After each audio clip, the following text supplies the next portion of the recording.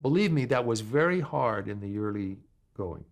In the first year or so, um, the network raised considerable protest. You're making these shows too serious. We want more jokes, more laughs, more fun.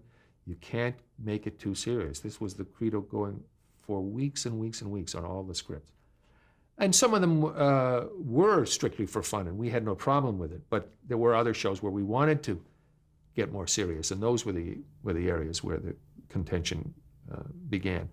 Um, but then, and Larry and Gene both may have told you about this, an episode called "Sometimes You Hear the Bullet," which was at the end of the first season, and it had to do with an American journalist, a war correspondent, who was over in Korea covering the war, and who is wounded and is brought in on the operating table. And to Hawkeye's horror, he discovers that that's his old friend from New Jersey.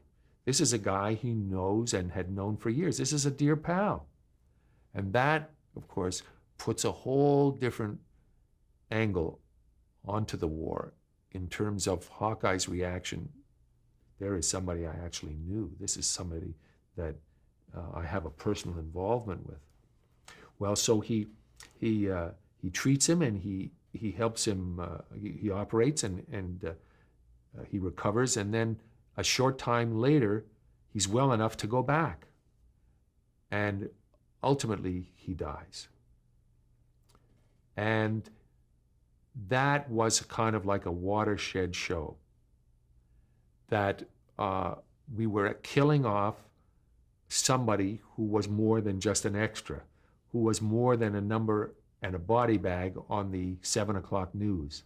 That was somebody's brother or uncle or father or son, and that there was a real connection. Well, this was of great concern to CBS.